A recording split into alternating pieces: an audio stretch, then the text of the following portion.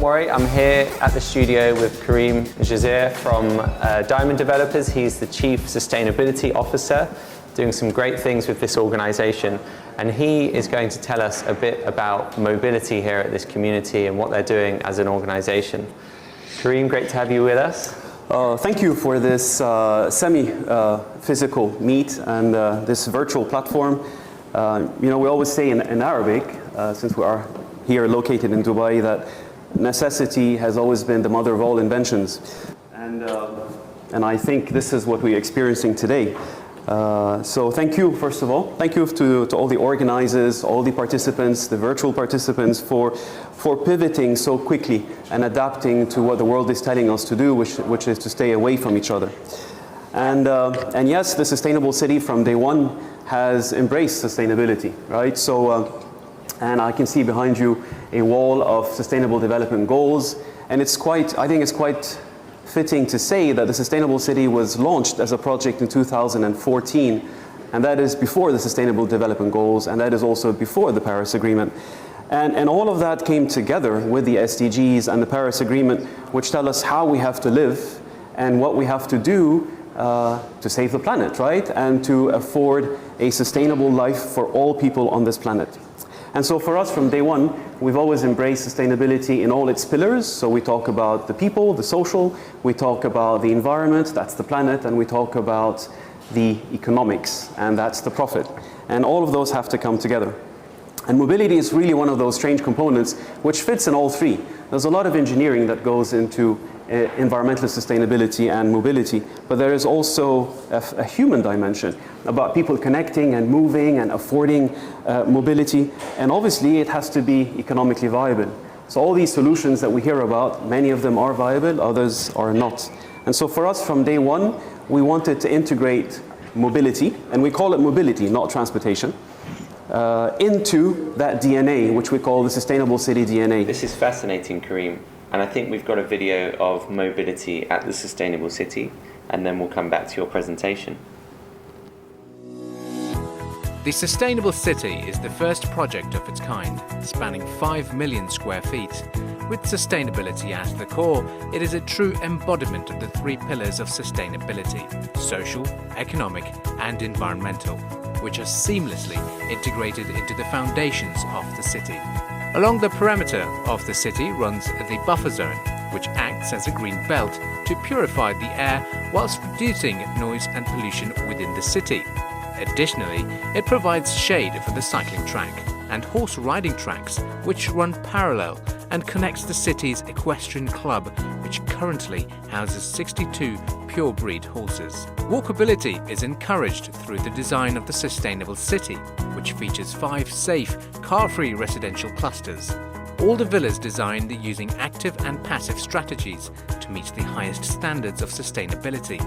Recycling stations are distributed throughout the residential clusters to ensure that 100% of waste is segregated and recycled. Several kids' play areas are distributed around the clusters, and a wind tower stands tall in the center of each cluster to cool the air in the residential plazas. Alongside the residential clusters are conveniently located solar-covered parking areas. The clean energy produced by these solar panels is used for the operation of the Sustainable City and charging electric vehicles. Along the middle of the Sustainable City is a flourishing farm area which runs the length of the city. The productive landscape of the farm is home to 11 biodomes growing herbs and vegetables, as well as urban farming plots which encourage residents to grow their own food. 100% of the water in the city is recycled and used to irrigate the green areas along the farm. Recycled cooking oil is collected within the Sustainable City to create biodiesel, which powers the construction machinery of Phase 2. The second phase of construction includes an international school, autism village, and innovation center, which will be the first positive energy building producing 140% of its required energy.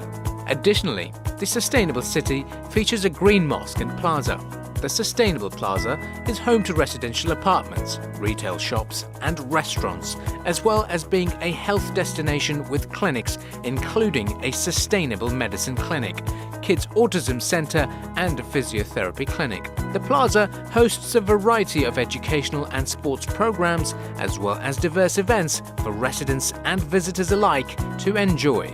As an open living lab, the Sustainable City is dedicated to spreading knowledge of sustainability and innovation. Each year, the city receives thousands of students from schools and universities, in addition to high-profile local and global delegations.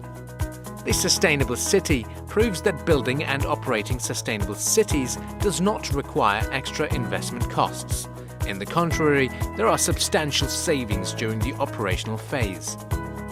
During the past 3 years, the project has received over 20 local and global awards for the role it has played in highlighting sustainable living in the region.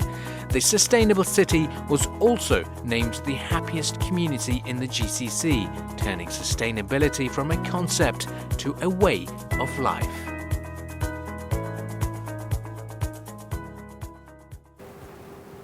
That video summarizes pretty well all the features which makes this city a good city and a good platform for moving, for mobility. It's all about promoting walkability, first of all. That's how we want people to move from A to B. It's about car sharing, so we provide those a fleet of buggies. And you know, the millennials and others, we're all moving away from owning all the assets, right? You know, we can share the assets. We don't need to own this table. We don't need to own the car. But I would like to have access to the car and access to infrastructure. And so that's what we've also deployed and provided in the Sustainable City. But most importantly, I think I would like to say that a sustainable city and other sustainable communities in the world are about providing a space, a platform. We call it a living laboratory. All cities can become living laboratories for testing solutions. And so smart and mobility, it's very fitting that we are, practicing it, we are understanding it, we are exploring it within the boundaries of the sustainable city, and how do we connect with the rest of Dubai. It's amazing, and I think what you're doing, to initiate car sharing, first with the buggies, and then to actually try and do it with cars like this, so that people don't need to own the car, and that's probably one of the main objectives here, is to remove the need for car ownership. Not necessarily remove the need to use a car, because cars can be very helpful, but that car ownership is really important. And I know you've got the RTA bus that you brought here when the city first opened, which I use occasionally, and it provides a great service for people that come to and from the city. And any other plans that we should be looking out for?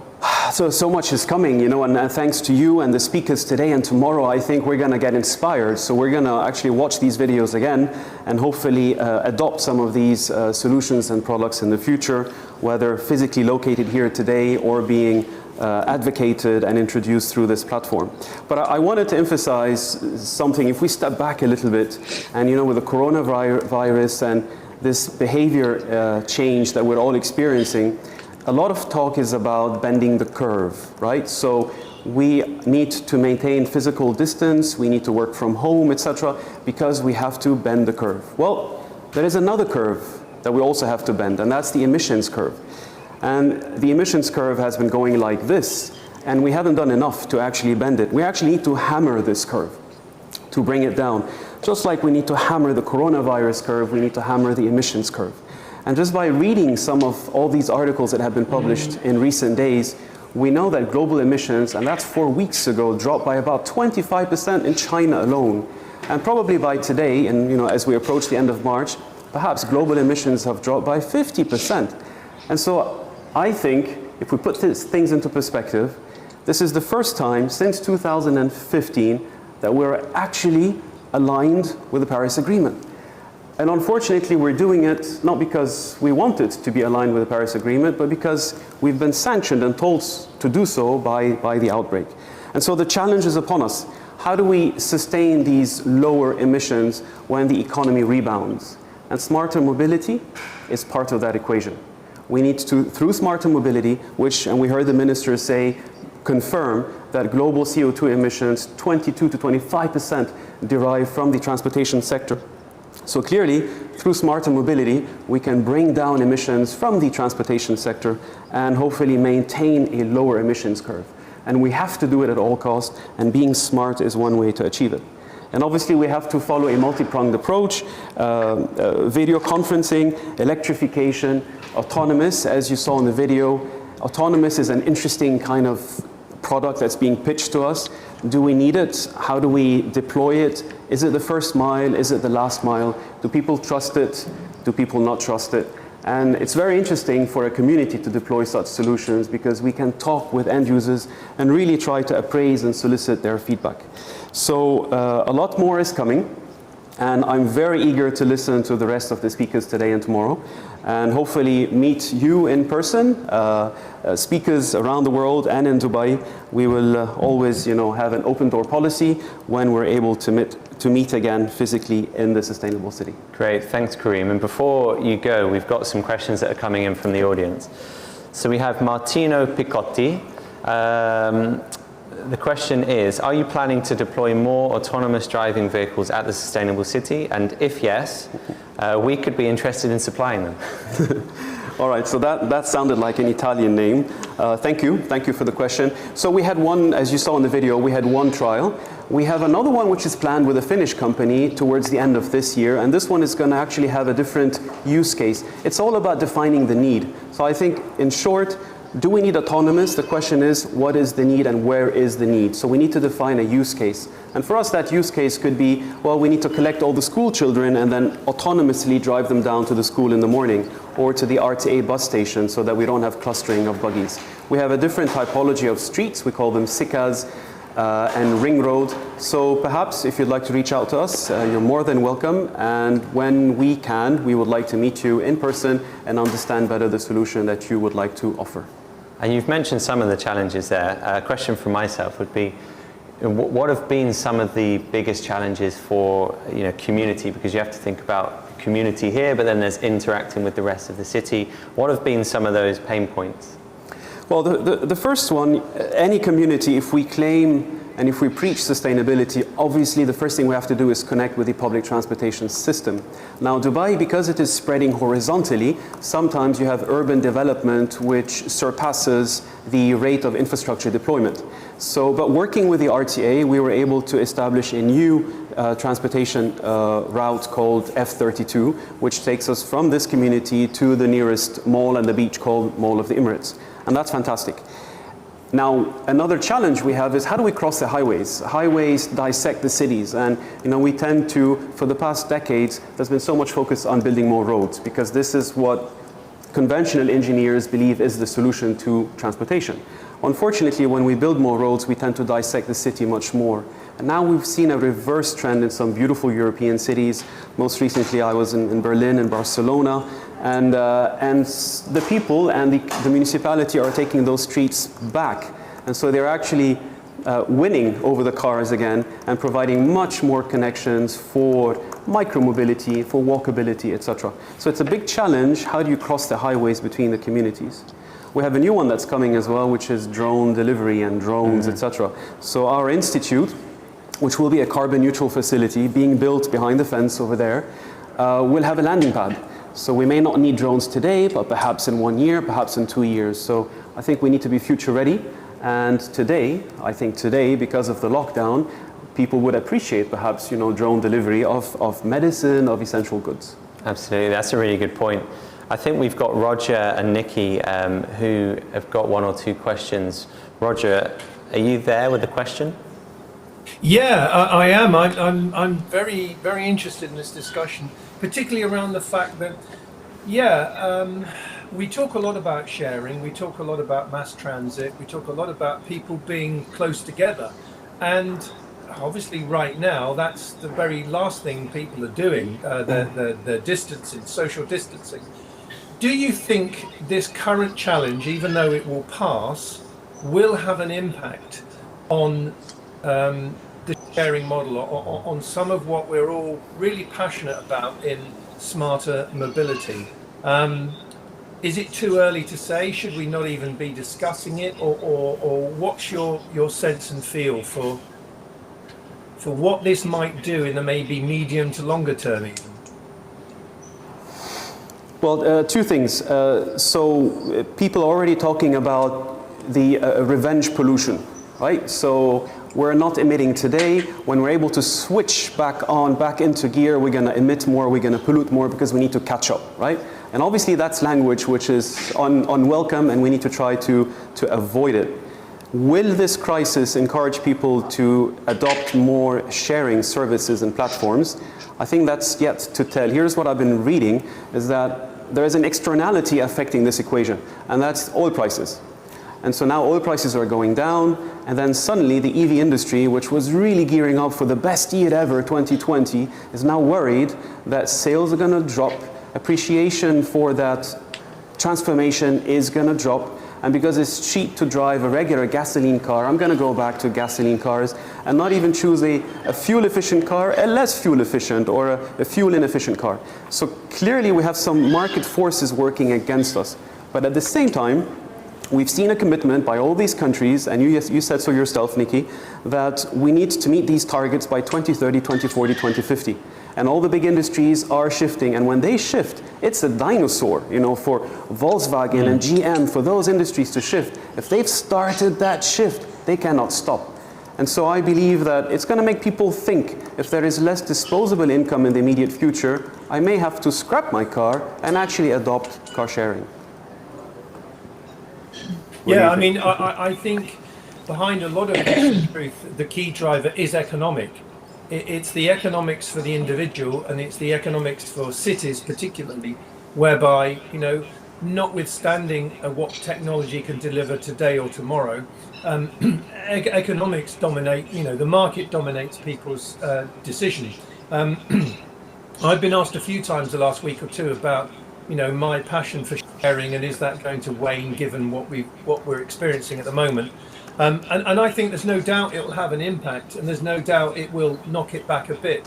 But the economics will prevail, so we will progressively get back into greater efficiency using mass transit, greater use of sharing things. And yeah, the economics of owning a car, not for everybody, but for many, many people, are prohibitive. And they'll only get more prohibitive.